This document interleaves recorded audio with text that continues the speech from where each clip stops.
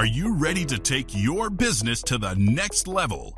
Every day there are countless books and articles that are published offering the key on how to make your business a success. It's easy to feel overwhelmed trying to keep up and run your business. That's why Deb Creer created the Business Power Hour.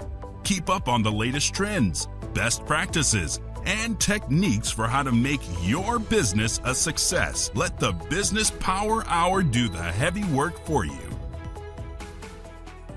Good morning, good morning. I am Deb Creer, and I am passionate about giving professionals the tools that they need to make themselves and their businesses as successful as possible. And I love the month that we dedicate to just LinkedIn programs. Because for me, I think every person in business, let me say that again, every person in business should be on LinkedIn. Whether you're using it to get a new job, whether you're using it to make connections, whether you're using it to build influence, I mean, all these various things, whether you're just using it to have a great time connecting with other peers in your industry and your world, all those things, LinkedIn is an absolute necessity. And so, for several years, we have had so much fun focusing on LinkedIn for an entire month of programs because I think it's that important. So please join me in welcoming our next guest in the series, Arthur Hoffman, to our program. Welcome, Arthur. Deb, thank you so much. I appreciate you having me today. I look forward to Perfect. Going through the program and making things fun and exciting and hopefully get everybody all fired up about what they should be doing on LinkedIn. I love it. I love it. Well, let me tell people a little bit about you, and then we will just dive into this. So as a successful business owner for over 22 years, Arthur Hoffman understands what it takes, as well as how hard it can be to grow a business. He has extensive experience when it comes to the day-to-day management and operations of a business, process improvement, business process improvement, logistics management, operations management, budgeting, new business development, as well as managing people. Arthur knows that all that needs to be done to create, develop, and engineer a performance-driven growth and marketing campaign, project, or goal. He also knows how to develop, implement, and deploy great marketing strategies effectively and efficiently to reach those objectives. Having started, grown, and sold his own business, Arthur is well aware of the necessary steps needed to make a business successful and profitable. As a former financial advisor, Arthur created his cold click marketing method. He then founded InLink Marketing Group and InLink Advisors to offer the cold click process to the masses. In the last 2 years, they have helped over 235 companies add over 300,000 new connections to their LinkedIn profiles, starting over 75,000 new conversations and generating new business and results in their marketing efforts. Cold Click has helped people grow and meet or exceed their goals. So again, Arthur, welcome. Thank you again, Deb. I appreciate that. I want you to do that intro for me every time. Okay, every time. I'll record it and then we'll have it in there. So fun. I love it. I love it. Well, I always like finding out how it is that our guests got from where they were to where they are today, and how you discovered that this is your passion in life, because you really did start out differently. And so tell us how you really found that this is your passion. I did, yeah. So when I got out of college, I was basically qualified to do anything that paid nothing with my degrees, is the way I classify it, right? I had a liberal arts social sciences degree, and long story short, I got out of school, and we had my wife and I at that time, we had our 3 bread makers from our wedding. And I was sitting at home for the first 2 weeks doing nothing but using those things, trying to get them to work, and using my hands and doing all the things I did as a kid. And she comes home one day and she goes, you're going to get a job, right? And I said, yes. Yes, dear. 2 weeks later, I was a financial advisor. And I spent the better part of my life as a financial advisor. But as part of being a financial advisor, you have to, and people don't realize this, it's not like you just go in there and they hand you clients. Right. You have to. There's not a book. There isn't. Absolutely not. And so you have to come up with, in a lot of cases, your own system for how and who and what you're going to say. And then that all has to be compliance approved. So throughout my career, that's what I was constantly working on. I found that marketing was what I had a passion for, even within my practice. And I was constantly refining and editing that marketing process as I went along throughout my career. And, ultimately it led to, me just finding different media platforms. I used to cold call. That was what I did. Oh, cold calls. Ew. Yeah. I mean, there were days that I remember doing that for 12 hours for the day when I was early on, because I had nothing else to do. I didn't have clients to manage. So I was on the phone and I was looking through things like Kohl's directory and buying lead lists and having index cards and you name it. Right. So the whole process that I now have through Cold Click is where that came from and where it developed from. So about 5 or 6 years ago, as a financial advisor, I needed to, start growing again. I had gotten to a point in my career where, things were good, but I wanted to not only expand my office size, but I wanted to expand my client size, my book size, if you will. And at that point, I started using LinkedIn to recruit other advisors within my industry. And I went, hey, my cold calling process could kind of work here. And then all of a sudden, I started taking my cold calling process and applying it to LinkedIn. And then I'm going, wait, we need to automate some of this. And it just morphed into Cold Click and what it is today. So that's kind of where I started from. But, it was all around the same idea of, hey, I'm going to be a financial advisor. And they don't tell you when it's like doctors and dentists, when you become a doctor or a dentist, they don't tell you, you have to be a business person too. Right. You have to run your practice. It's not if they build it, they will come. Exactly. You have to market, you have to do sales, you have to hire people, you have to let people go, you have to manage personalities, you have to be the boss, you have to be the internet guy. I mean, it's like those old Staple commercials, right? Let me call the internet guy. Wait, yeah, here I am. Right. That and you've got all those hats piling up. Yep. So throughout the years, that's, where that kind of morphed into again. And, having gone through that process over 2 decades and having figured out, hey, this is what, needs to be done, how it needs to be done, just got a lot of practical, feet to the fire kind of experience with it. And, now over the last couple of years doing the consulting through Cold Click and, through InLink Advisors, I'm starting to see that this process is repeatable. It's very repeatable. It's something that can be used for different reasons. If you're trying to, again, find somebody to hire into your group or organization, or if you're just trying to grow your business and you're trying to find new people to sell to, whether it's a product, a service, a practice, whatever the case is, LinkedIn is a great place to do that. The demographics there are unbelievable. I wish I had those 20 years ago. If I did, I don't know where I'd be right now. Right. So you'd be on an island somewhere. Well, yeah, I think that would be fun for a little while, but then, I'd be traveling the world probably. Right. So there's lots to see out there, but that's where I started from. And, that's kind of where it got me to today. And, a lot of that practical experience tends to bleed into the consultations that I do with a lot of companies and groups and just individuals in general. So. Right. And we all, and it's funny, I've done multiple programs on this over the years, that, when you say you need to do sales, you need to be a salesperson, we all go, ew. I mean, there are some people who really like it, but they're few and far between. The rest of us are, somehow under the impression that if we build it, they will come. And it doesn't matter if it's a product or a service. And a big part of that is because we all have that negative impression of what sales is. Correct. It's walking onto the car lot and being pounced on. It's, walking into a store and being pounced on. Now, it's COVID Ned has kind of Ryerson. changed that, It's right? Ned Ryerson from Groundhog Day. You remember Ned Ryerson? Ned, Neil knows Ned, that kind of stuff. That's what everybody fears when it comes to sales. I absolutely agree. And we don't want to think of ourselves like that, and so of course what happens is we do everything we possibly can to avoid that. Yes. Which means we're not getting new business. I mean, it's there, if it's a good enough product or service, yes, people will find us.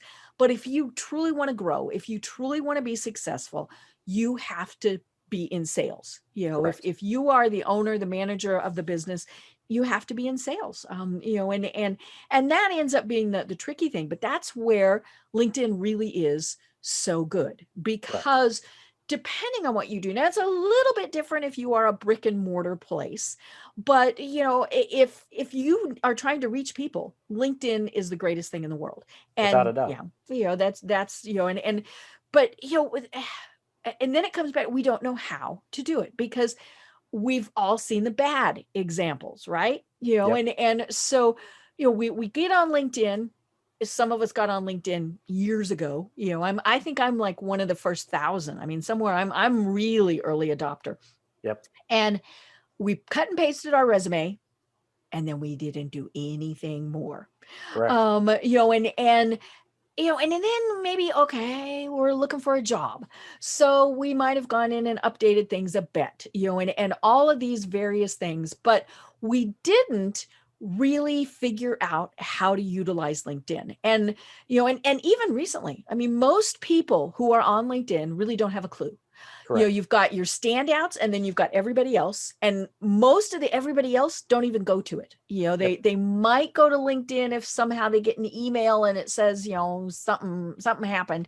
But for the most part, we don't use it. And I think that's one of the first mindsets that people have to get over is you need to be using LinkedIn. Yeah. Yeah. You have to get in there and functionally use it for a part of your overall process, whatever it might be. And it's not that you have to go in there and create sales per se in the stereotypical way. However, you're creating relationships, right? You have relationships that you're trying to put together. You have relationships you're trying to make. You're trying to make connections, if you will. That's why they call them connections, in my opinion. Right. You're just They're trying not to friends. Yeah, they're not friends. They're connections. It's that idea of having a Rolodex of people that you can go to. And if you've got a question about a product, a service, or something that it is that you need to do, and if you do it in the right way, you'll create that building relationship, that business relationship where it needs to start, so that you can then take that to whatever sales come from it naturally from there. Right. And that's where a lot of people, like to your point, you can't just get on LinkedIn and say, hey, let's connect. And then, oh yeah, by the way, buy this. That's, everybody's getting those nowadays. You have to build that relationship. And ultimately, I found that even through my process, when I started building this out 4 or 5 years ago, that a lot of the success that I have didn't happen in year 1 or even in year 2. It happened in years 3 and 4. And that was because I had been a constant presence with those people, constantly on LinkedIn, making sure that I was posting content that was appropriate for the platform. There's all kinds of social media out there, right? We can all find those, and you can go post things. We're not posting what we had for lunch on LinkedIn. Exactly. So if you're posting things about what it is you do and how you're going to be able to help maybe even your current clients, as well as somebody that might be interviewing you, regardless of whether you know it or not, people that connect with you, they're going to interview you. Right. They might do it from a distance, just voyeur, and just start looking and going, hey, what's the profile look like? What's this person posting? What kind of personality do they have? And a lot of that comes out through the things that you do on there. Right. So you have to be careful. You're going to be cautious of the fact that, hey, this is not your, hey, let's post my political opinion site. This is not your, hey, let's post my, what I did with, this particular group, or whatever the case might be. If it's appropriate for your business and what you want to drive, then post it. Right. Personal. Right. Yeah. And we all tell people avoid politics, avoid religion, unless it's appropriate to what you do. Correct. It's funny. I was working with somebody on their LinkedIn profile one time, and she had spent a lot of time as a volunteer for various political parties.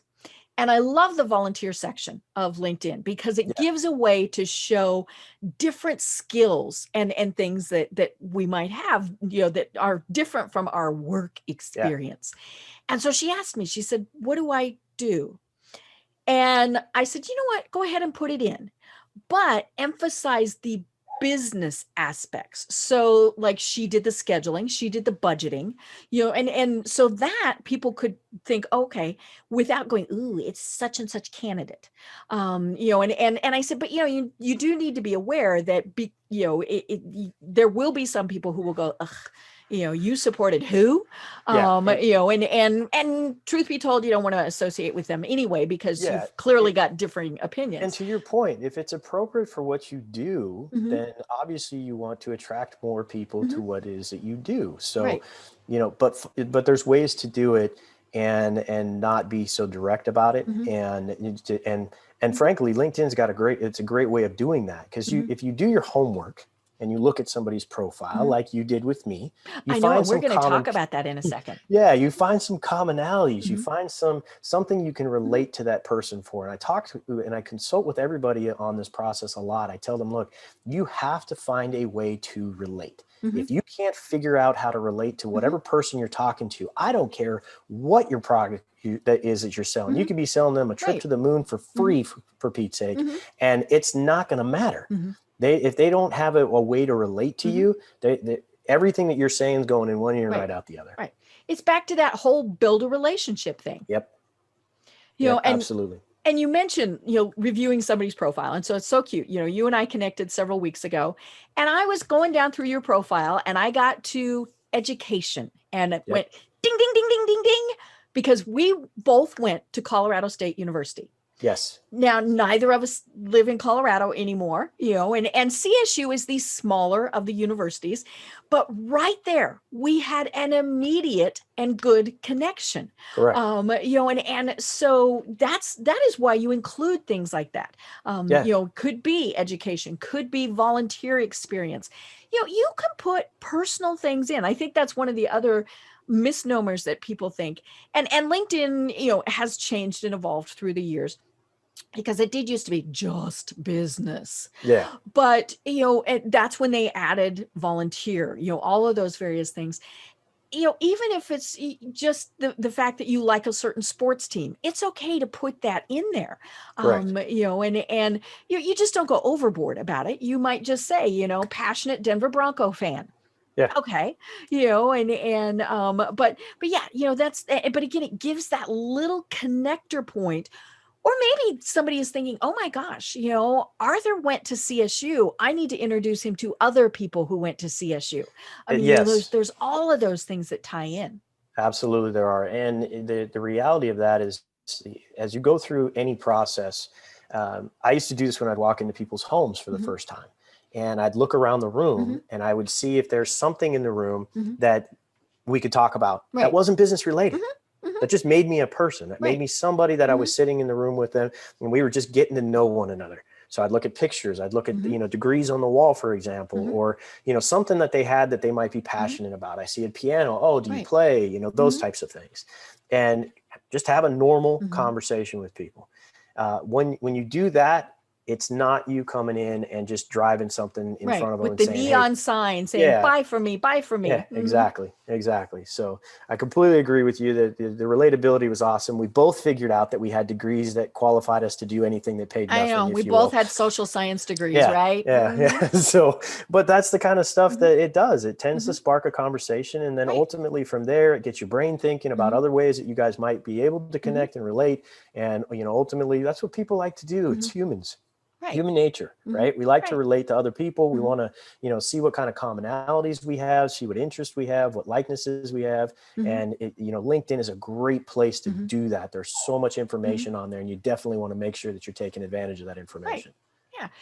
And you can put those things in there. And then, and so say, we read it in each other's profiles. Yeah. When you mention it, be sure to mention, okay, I saw it on LinkedIn, so it doesn't seem Yep. stalkerish. But it's so funny because it does add that extra layer. I knew Yep. somebody, this was when I was back in Denver, who shared this thought where he had he was making a sales call, and it was pretty much a cold call. Yeah. And he read in somebody's profile that they were Colorado Rockies fan. Okay, great. We were in Sure. Denver. That kind of made sense. And so the first time they got together, he mentioned it. And he just said, oh my gosh, this is great. And and luckily he knew enough about it that he really could talk about it. I mean, that's the bad part, is you don't Sure. want to be talking about how many touchdowns the Rockies scored, right? Correct. And so then the second meeting, and yes, that was a call. So then the first time they met in person, he took a coffee mug that was Colorado Rockies with chocolate in it, Got it. gave him a little gift. Great. And then when they closed the deal, they got tickets. Nice. And so that was, it was just a way for him to kind of make those connections. Yeah. But of course, the important thing was the recipients thought, oh, this is way cool. And they told other people. Yeah. You really need to meet Bob. Here is what Bob did for me. And so, yeah, it wasn't 100% business. And that's the thing I think we get caught up in, whether it's in person, emails, all those various things on LinkedIn, it doesn't have to be 100% business all the time. No, it absolutely does not have to be. And frankly, it shouldn't be. Because the reality is that, again, unless you're a transactional or, type of environment or business, if you will, where it's just you're buying this product from me, that's it, and I'm never speaking to you again. Right. Most business is not done that way. Most business has some sort of, continued effect, right? And businesses are realizing this more. Even when you buy the product from me, maybe it is just a one-time transaction. I still want to stay in touch and find out what your satisfaction level is and what else that we can do to improve. And if there are, things you could give us back feedback wise, that's the kind of stuff that a lot of these bigger businesses are starting to realize. Even if it is a transaction-based type of business, you still have to follow up. You still have to find out what the reviews are. You have to send those questionnaires over. You have to do all those things that come along with customer service, right? We classify it as customer service. And it doesn't matter if you're doing it with a one-time product or if you're doing it with a product that, they're going to be talking to you on a regular basis. You still have to find that relatability. And that's what sets you apart, because now, to your point, that person becomes an advocate, right? We talk about client advocates all the time. They become somebody that looks to you as they become your sales force, without a doubt. Yeah, you're it's the Borg mentality. If you ever watch Star Trek, right? Resistance is futile. If I make you comfortable and you love what I do, then you're going to have all these people out there promoting your product and doing the things that you want them to do and sending business your way in ways that you would never be able to cover if you had more than 24 hours in a day. Right. And then you're not having to focus on sales, because people are in essence doing it for you. And, and we all know, if you tell me, hey, your product is fabulous, I'm like, yeah, right. Of course you're going to say that. If somebody else, even if I don't know them, but if somebody else says it, I mean, that's why testimonials are always so good. And recommendations on LinkedIn, it's that unbiased third party type of thing. And it's funny because, I get a kick out of the television commercials where, they have paid X celebrity to say, this is wonderful. And I'm thinking, there is no way that celebrity uses whatever that is on a daily basis. Correct. And they were paid to do that commercial and they're done with it. And so it's like, so then, right, you get the feeling. Well, I see that a lot. So I'll use Burt Reynolds as an example because my mom loves him to death, right? And he's doing a lot of these reverse mortgage commercials nowadays. And I'm like, Burt has no need for a reverse mortgage. I mean, I understand why he's there. I know. But there's probably no need for Burt to have a reverse mortgage, but he's there, and I understand what he's trying to do. So, but or the Joe Namath Medicare, I'm like, Joe Namath does not use. Now he's qualified for it, and I mean, but no, Joe, and he's not, and he's doing the commercials saying they will give you rides. I'm thinking, I'm sorry, if Joe Namath has to get a ride from somebody, there's something really wrong. They screwed up the system a long time ago, if that's the case. So I agree with you. But that's where it's, the power of LinkedIn is we're making connections with those real people. And we're just going to put aside the people who, don't manage their own profile. And of course, there's different degrees of managing your profile, because we're going to talk about that. But the people who really never, ever touch their profile, they have somebody else do it for them. They know I'm the CEO of X company. So I should be on LinkedIn. I don't have time for it, so I delegate it. That's not the people we're talking about. Or two, we're talking about the people who really are going to engage on it. And the power of LinkedIn is that we can connect, or at least request to connect, with so many people at so many different levels. I mean, I follow Bill Gates on LinkedIn. Does he follow me back? No. But it is now, that is partially though, because I've never worked that relationship. Yeah. And so it's never, he's never clicked on, and I think the only other platform that comes anywhere close to some of this is Twitter. I mean, Twitter is such a weird thing, with, how you can get somebody's attention and, Facebook, but, if it's a true leader of an industry, leader of a community, all those various Yeah. things. If you want to connect from a business perspective, it's got to be on LinkedIn. Correct. And that's where you have to go into it with that mentality too, that this isn't your Facebook. This isn't your Twitter. Right. This isn't, it's you're going in there to promote yourself first and foremost as an expert at whatever you do. Even if it's just for a job, that's what you're on LinkedIn for, right? Right. It's a virtual, it's a online resume is the Right. best way I can describe it, in my opinion. And now you've got that out there, you've got that information there. So you're trying to put your best foot forward because you're interviewing for that job. And whether it's a job to sell somebody something, whether it's a job to be the representative for something, or whether it's a job that is going to require you to go work for somebody else, that's what the platform is there for. And that's the idea behind it. So you do have to watch the things that you're talking about and the conversations that you're doing. And I tell people all the time, when you make these connections on LinkedIn, they're great. But you don't want to continue that conversation on LinkedIn. Right. The platform's not designed for you to message back and forth a million times and email. Take it offline. Get them on a phone call. Talk to them as a real person again. The society in general, especially the younger society nowadays. I mean, I get text messages from my kids when they're 5 feet away from me. Right. Kind of thing. And it's that when mentality. you go into the kitchen, bring me back type of. Yeah, exactly. Or hey, dinner's ready, right? Instead of screaming up the stairs, I send a text message to the family. So it's stuff like that where, it's a different world that we live in, but yet you still have to make it personal. You still have to bring it to a level that allows that, again, relatability to come back into effect. And for that person across that platform, this two-dimensional screen that we're staring at, to understand that you're a real person. Right. You're somebody that's there and that they can talk to you. And, I think that this last year has kind of proven that people like human interaction. Right. It's probably healthy for us. So we need to make sure that you're still doing that within the platform itself. And you mentioned it. I mean, this last year has really shown us the importance of continuing to have these meetings, to do all these things. And I get a kick out of the people that I can't wait for life to get back to normal. Ain't happening, people. Yeah. Welcome to what life is going to be like. Just get used to it. And it's not a bad thing, because one of the things that I think we have all really hopefully embraced is that we can really expand our networks.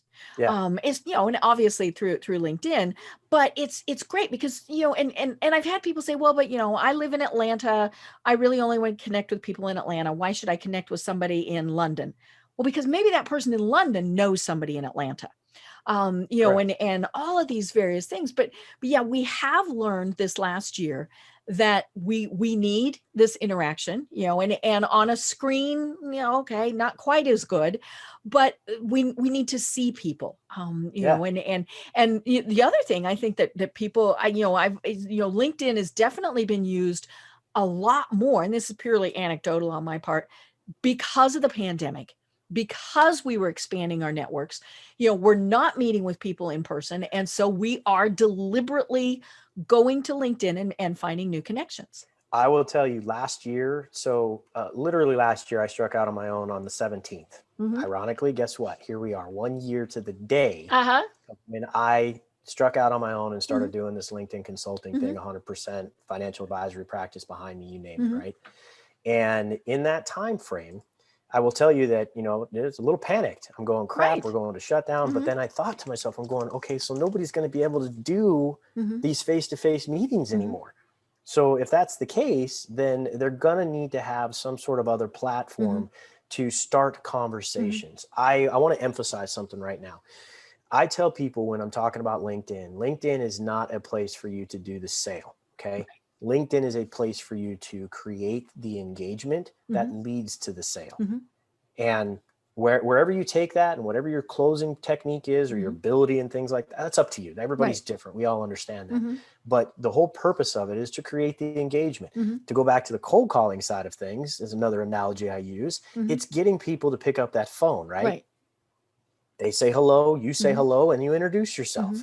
And then from there, you try to take it to where it needs to go. When I used to cold call, I used to listen in the background, because if I was talking to someone and their kid was crying or the dog was barking, I would be a person and I'd say, hey, do you need to go take care of that? Can I call you back? Can I, you have to do that. And with LinkedIn, you can still do those types of things. If now's not a good time, can I try and reach out again later? Those types of things. And then got to follow up with it.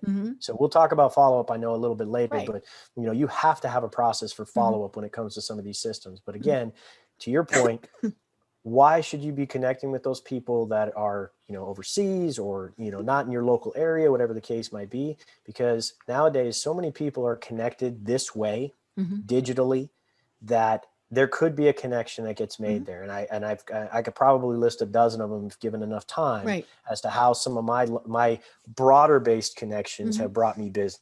I had clients clients within my financial practice that were all over the world. I had people in Japan, I had people in, Hawaii and Alaska and Florida, and you name it. They were all over the place.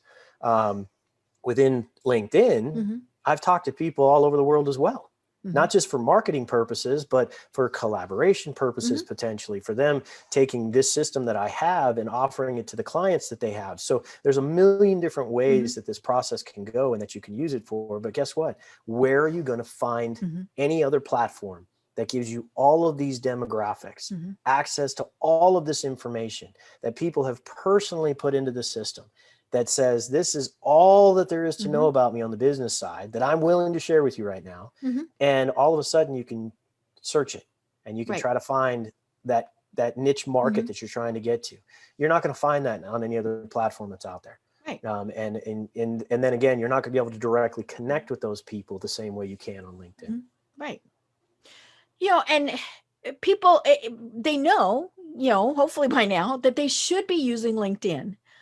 But then they get stumped. It's like, who do I connect with? And or I don't have the time to really build my network. And so that's really where you guys come in. And there are other platforms that, are similar, but, it's and I think that really is a thing. We're like, well, who do I connect with? And how the heck do I find them? And oh my gosh, I only have 10 minutes a day to do this. So seek an expert. I'm telling you that. I just want to say this, Deb, seek an expert. Yes. If you have never done this before, find somebody, whether it's us or anybody else that's out there, find somebody that has used LinkedIn or that, can help you to do that, because otherwise, you're going to spend the better part of months in some cases trying to figure out just the basics when somebody else can, in 5 minutes or less, walk you right to the demographic that you're looking for and get you started right away. And we've talked about this with several other guests. The very first thing that you absolutely positively have to figure out is, why are you on LinkedIn? What are you doing with it? If it's just, I'm supposed to have a LinkedIn profile, then this really doesn't matter to you. But if it is to get a job, to build your business, to make connections, all of those various things, and you have to know why. And I'm also going to say, it can't be all of those. You might be bits and pieces of all of those, but you need one primary reason why you're on LinkedIn, because it is a marketing tool. And as I've told people, multiple times over doing this program and all of those things, when we say, who is your target market, it is not everyone. You have to know who your main person is that you're trying to reach. But then we look at LinkedIn and we go, how do we find those people? So walk us through this process. How is it that, so I know I'm on LinkedIn to build my business and network with C-suite individuals. Okay. Now I'm lost. What do I do? Got it. So you just defined to me the first question that I ask people when I start the process with them, which is, who are you currently working with? Right? Everybody knows who their current clients are. Great. Now, which ones of those particular clients do you want to duplicate? Right. So Because it might be that you're like, I'm working with them just because they're paying the bills. correct. Maybe they're not your ideal client. So I use that phrase a lot. What's your ideal client? Well, it's this person that does this. So in your case, C-level suite network here on LinkedIn, et cetera. So now you got to go find them. And you've got to stay close. As we all know, there's first, second, third degree connections on LinkedIn, and there's groups. And LinkedIn's algorithms and what they try to do in terms of limiting the activity that you can do on a day-to-day basis are critical to those. You want to make sure that you're staying as close to yourself as possible. Using your first connections to get to their first connections, which are considered your second connections. Right. And so now all of a sudden you are inherently duplicating your ideal clients. So you can start at a very basic level and say, hey, I've got this one client. He's an advocate of mine. I want to duplicate him. So I'm going to go look at some of the people that he's connected to. And there's ways to do that. You look at all the people that they're connected to, if they allow you to do that. And you start going through there and saying, hey, this is a person that I would like to get introduced to. This is a person I'd like to get introduced to. And you can do broad searches, or you can do very targeted stuff like I just mentioned. I have a client that does that. He has 2 or 3 what he calls client advocates. These people are major referral sources for him. So what he's done with their permission is he's called them up and said, hey, would you mind if I look through your list of current connections, and then where I feel appropriate, where I want to get an introduction done, would you mind making that introduction for me? And these people are like, sure, I'd make the introduction all day long.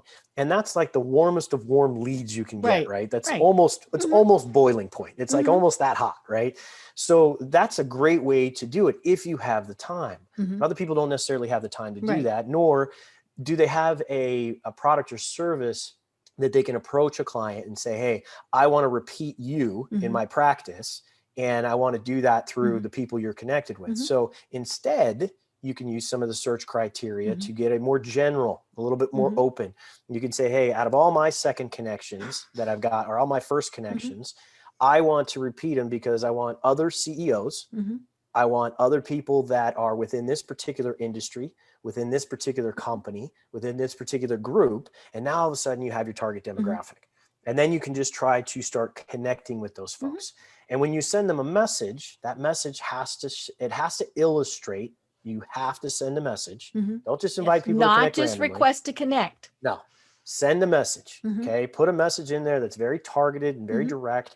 And it says, hey, based off of our common connections, LinkedIn suggested that you and I should connect, but I would also like to connect because of this collaboration or this project I'm working on, whatever the case might be. Right. And now all of a sudden you're giving them a reason why they want to connect with you. They're not having to guess. They're not saying, hey, is this person going to sell me something? And a lot of where I'm seeing messaging going that's more effective on that initial connection request is, hey, how can we help each other? Right. I want to help you. You want to help me. If you would like to do that, let's connect so we can determine where that's going to go.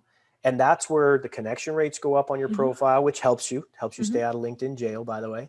You want your connection rates to be, at least 20+% in some cases. If you can get them to 40 or 50%, you're really doing some targeted work, but that's going to take a lot of stuff in the background that you got to handle. But outside of that, I mean, you really have to have that target demographic well-defined. And guess what? It's going to change. Right. Because what you thought was right at the beginning, you now realize about a month or 2 months or 3 months in, you're going, hey, I'm connecting to a lot of these people, but really the people that are talking to me fit this criteria too.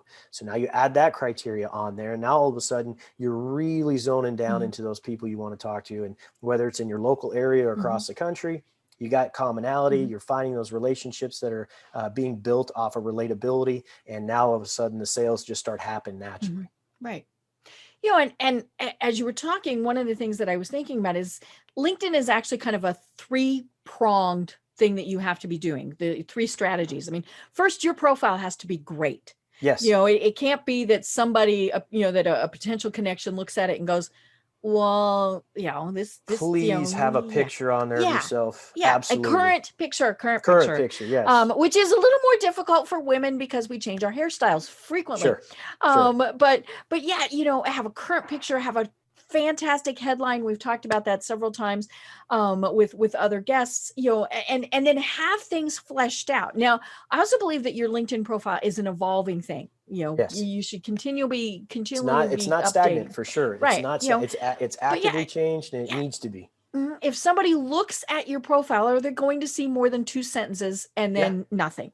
And then the other thing, and you mentioned this earlier, is you have to have been actively posting, because a lot of times before I connect with someone, unless they gave me a really good reason, or I knew there was a good reason, okay, well, I'll connect with Arthur, but most of the time I'm going to go to their profile. So I look to see, do they have, a great profile, or at least, one that's not bad. And are they active? Have they been posting? Because if they're not posting, my first thought is, well, if they're not active on it, why would I want to connect with them? Yeah. And then ultimately too, when you're talking about all that kind of stuff, apologize, as we were talking about earlier with the dogs. Hang on one second. Hey, Evie. Puppies. Evie. I was going to say it's lunchtime, but it's not. So anyhow, apologize. That's all right. These things happen on Zoom now, right? I know. We talked about this earlier. This is great. And honestly, this is what business meetings happen like nowadays. Yeah. So, and it used to be more formal. I had a conversation, then I'll get back to our topic here in a second. I had a conversation the other day with a client where it used to be you were interrupted by your assistant, another coworker, or something like that. And everybody. Now it's the cat. Now it's the cat, it's the dogs, it's the kids. It's, there's still interruptions there. It's just, what people consider to be different. So that comes back to a little bit about what we were saying before, looking at something personal. So I might, if you and I were just chatting for business, I'd be like, hey, so is your son homeschooled now? Has he been able to do hybrid? Sure. It gives us other things to be talking about. Exactly. That's all the stuff that's there. So going back to the static versus active, you have to be posting. Okay. You have to be putting stuff out there. That's part of the algorithms within LinkedIn that keep you on people's relevant side of things. What we do within my business has to do with the direct messaging system, right? We're reaching out one-on-one to people, sending them direct messages, not necessarily using in-mails, because those are things to, get somebody's attention. And there's different scales that I have for it personally, but it's to get their attention because you don't feel like you're getting to them in another way. But if you're posting, how many people are going to sit on their device at night and go through every last post that they missed from the previous day, right? If they're doing that, they're doing that on Facebook. Exactly. And not to mention, that's a lot of information, right? And they're just scrolling. They're not getting into the nitty gritty that's there. You still have to do that because it will pop up and it will be relevant. But guess what? If you're doing that and they view your profile, you're going to show up in their feed later. Maybe they like something that you have, right? Now, all of a sudden you show up again. And that's where that continued continuity of, hey, I'm on here and I'm present. I'm not in your face every single day. I'm not posting every 5 minutes, but I'm on here. I'm present. I'm doing the things that I should be doing.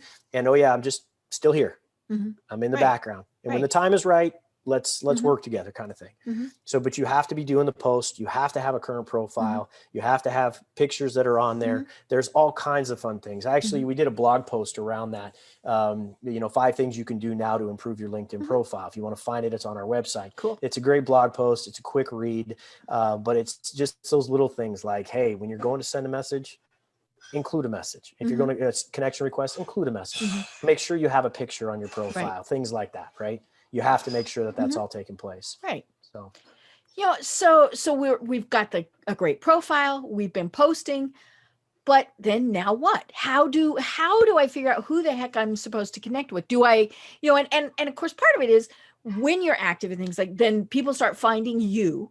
Yep. And so there's a whole philosophy behind that. I mean, I will not connect with somebody who doesn't have a picture. Sorry, folks. In this day and age, if you don't have a picture, or if you put your company logo, no. If you don't have a picture there, no. For me, it shows you're not taking it seriously, or you don't know how to use LinkedIn. Correct. And so I kind of vary as to whether, how many, because I get probably 5 a day at least. Yeah. And while I will accept most, I don't accept all, because I'm also going to look and go, is this person going to immediately connect with me and try and sell me something? Correct. That's the worst, by the way. If you're using an automated service on LinkedIn, is when Right. you connect with somebody Yeah. and 2 seconds later you get a message back that says, "Hey," kind of thing. My favorites are the, "Hey, Deborah," because Yeah, that means they don't know me. correct. We would like to help you with your social media. Yeah, And I'm like, do you not know what I do for a living? yeah, And I've been known to tell people that clearly you did not read my profile. yep, And then of course their autoresponder either again responds totally inappropriately or doesn't know what to do. And correct. so then I'm like, nope, That's gone. that's one of the things that I believe sets my group apart, my Mhm. my business apart from Mhm. all of that, because first and foremost, my staff is specifically instructed to do messaging for Mhm. our clients during Mhm. normal business hours. Right. So if we are sending a message back, the Mhm. first thing we're doing is looking at that message and Mhm. looking at the sentiment of it. There's a Mhm. lot of programs that are out there, AI oriented Mhm. Autobots, if Mhm. you will, that don't look at the sentiment. No. They don't know what somebody's Mhm. saying back because they haven't Right. evolved there. We might get there in 10 Right. years, right? Mhm. But they They haven't just evolved to have that. this whole list of if they Yep. reply, they get this. If they Yep. reply, they get this. Yep. And it takes that personal touch out of Mhm. there again, right? Mhm. So again, you have to have somebody that's in there monitoring those Mhm. messages and making sure that, hey, if somebody's going to be doing it on your Mhm. behalf, make sure it's a real person. Make sure Right. they're doing it during Mhm. normal business hours. Make sure that your responses to somebody Mhm. connecting is not going out instantaneously, because guess what?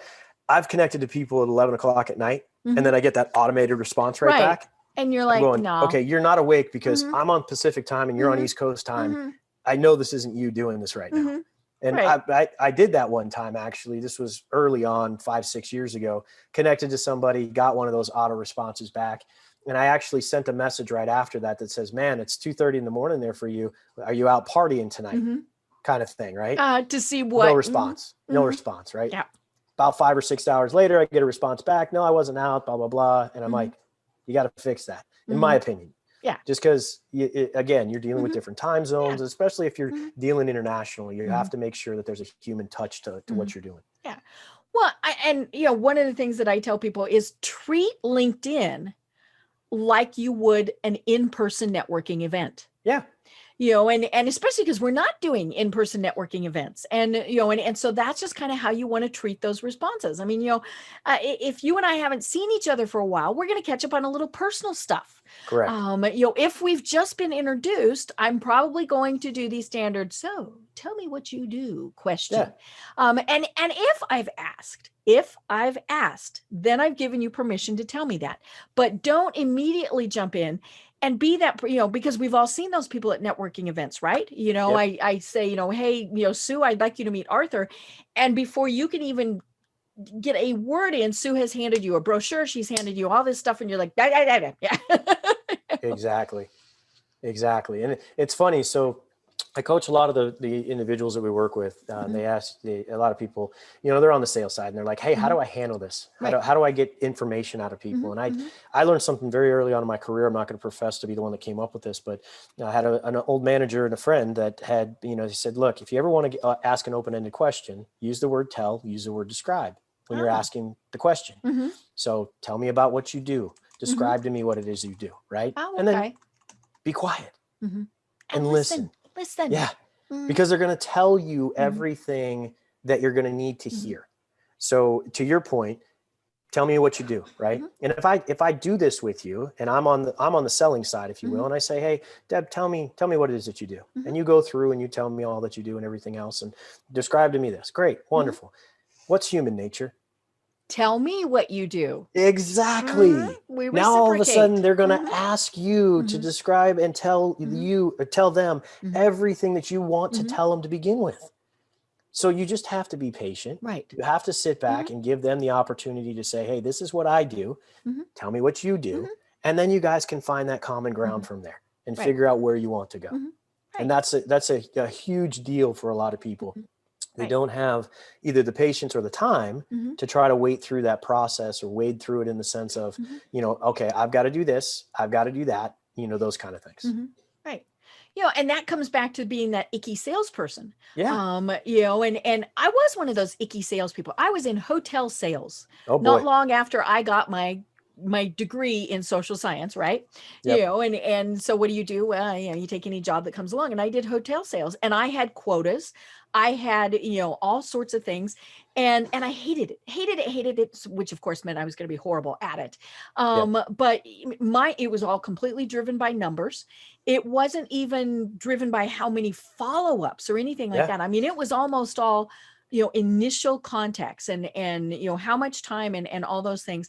So don't tell, but it didn't take me real long before I started faking those reports. Yeah. You know, And that's because what you get, yeah, unfortunately. yeah, You absolutely get that.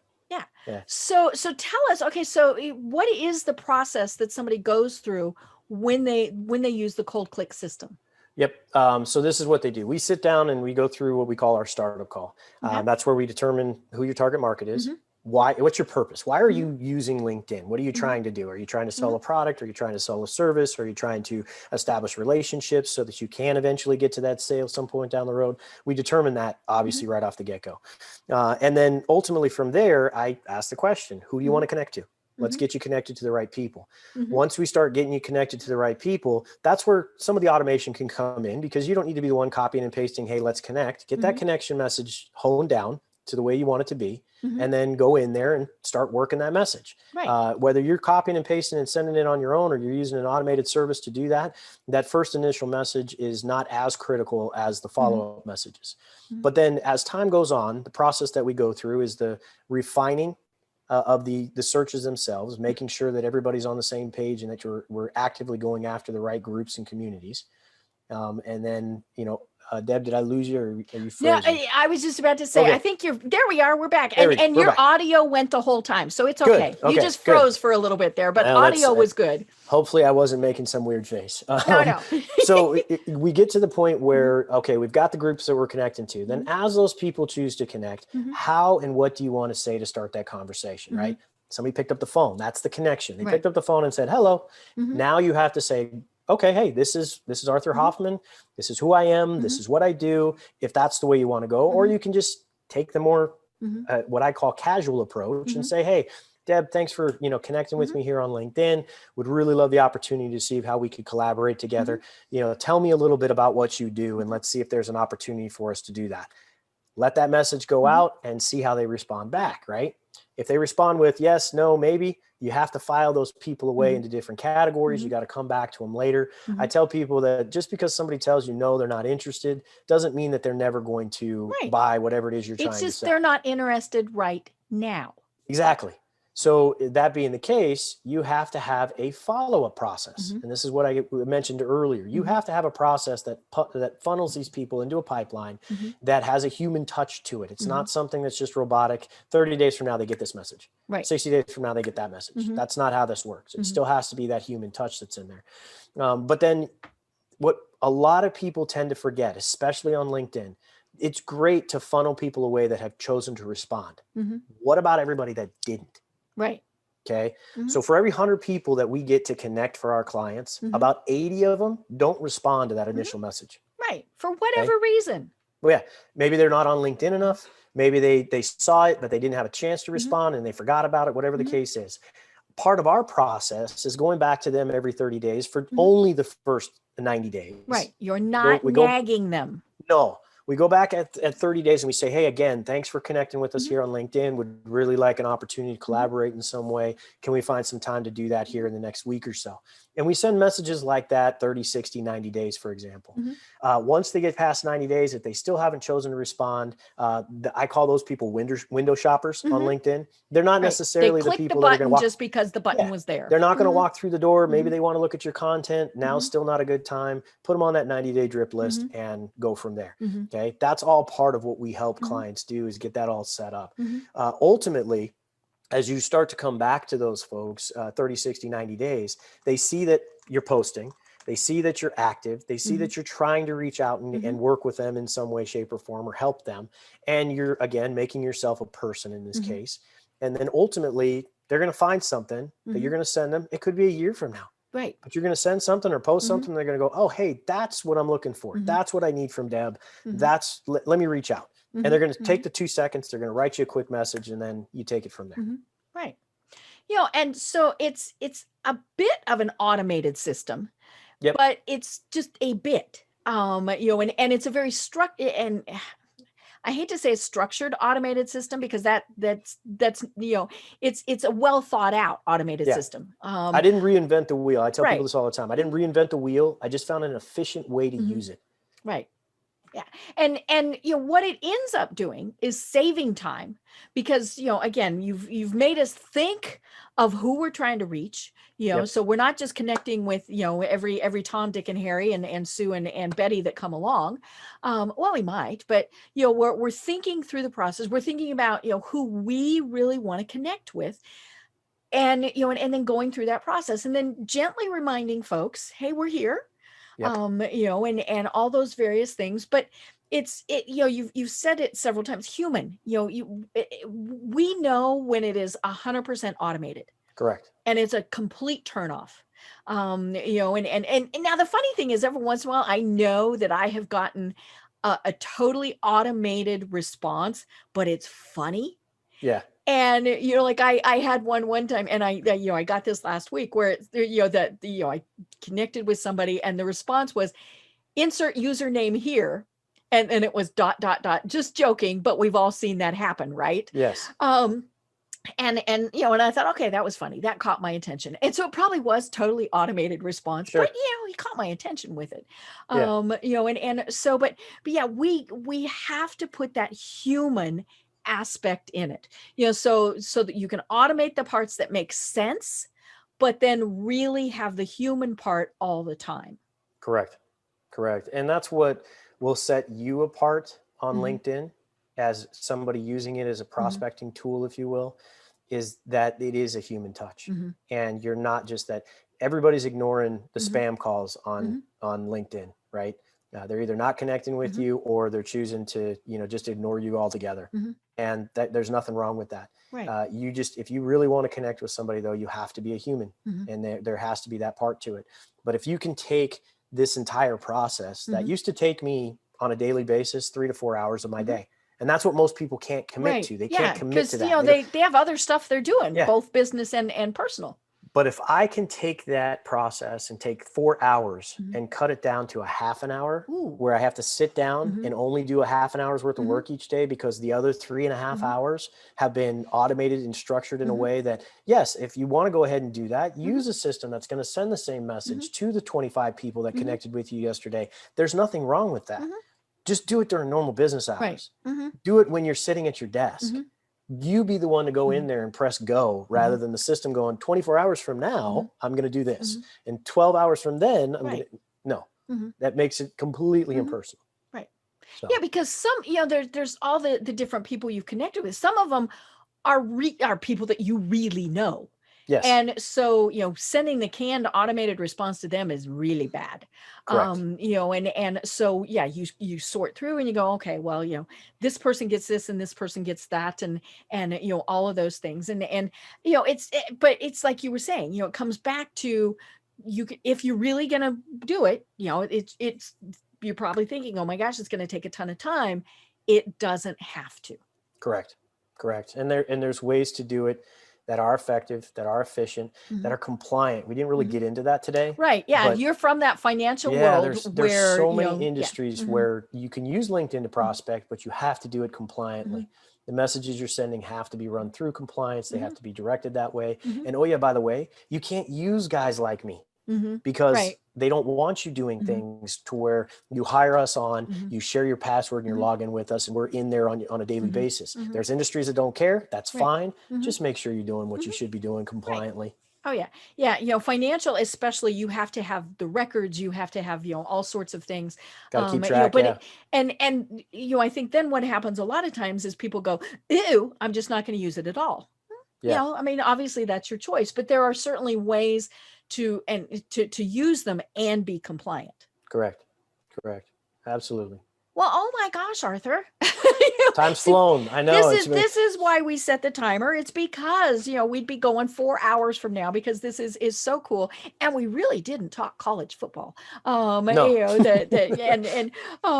Because that's the biggie. That's the in-state rivalry thing that's going on there. Yep. But it's so much fun to talk about all of this LinkedIn things.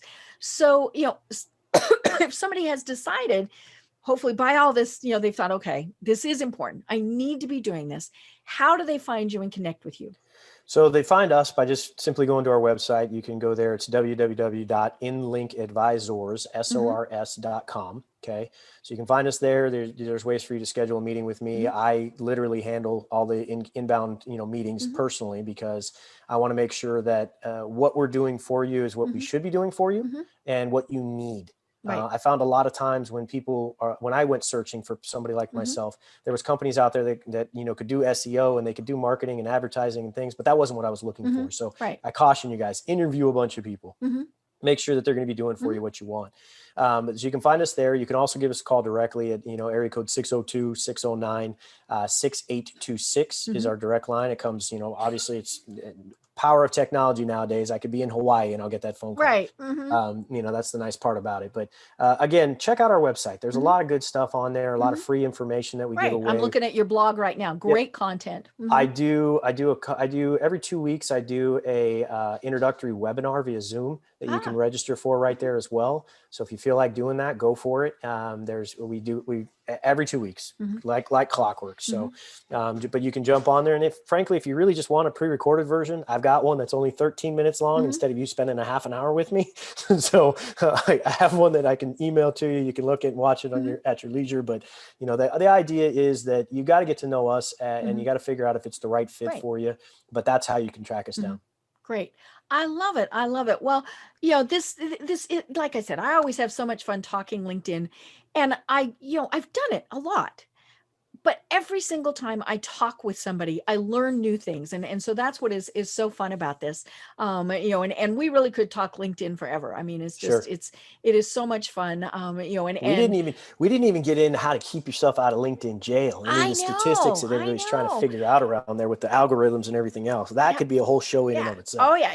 And the nice thing is, it is fairly difficult to get in LinkedIn jail. But you don't want to do it. I mean, especially if this is one of your primary, marketing tools to be getting out there. I mean, you don't want to have your if you go automated, if you go automated though, absolutely do some research around what the limitations are. Oh yes. Yeah. Because, if you're annoying people and they report you, that's the biggie. Yep. Exactly. Okay, cool. I love it.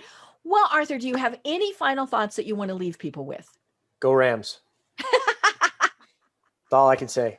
So I love it. Yeah. And that's not big boy football. This is college football, right? Correct. Yeah. I grew up in Southern California when the Rams were there, the first time around, I should say. So I was a Rams fan as a kid. So when I went off to college, my dad was awesome. My dad loved it because I ended up playing ball at Colorado State and was a Rams. So that being said, go Rams. Thank you for the time, Deb. I really appreciate it and look forward to the friendship and the camaraderie, going forward. I know this isn't going to end here today with you and I. And, if there's anything ever you need, please feel free to reach out. Perfect. I love it. And that's what all of this is. I mean, you and I have never met in person. We only connected on LinkedIn and look at where it's going, and I think that's probably the best thing to leave folks with is, this is how it works. This is how it really works. And so it's a fabulous example of that. And I tell people they're living the process. When you start going through it and you start understanding what it is that you're supposed to be doing and you start having conversations like this, you start to realize real quickly, wait a second, I'm living this process. Yeah, you are. Right. I love it.